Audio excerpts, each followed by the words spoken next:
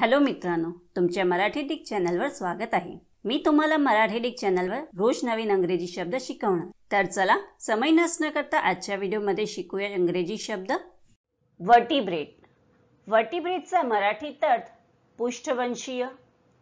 पृष्ठवंशीय प्राणी, पाठीमध्ये हाड असणारा प्राणी, पक्षी किंवा मासा होत आहे। वर्टिब्रेटला आपण वाक्यात प्रयोग करून बघूया।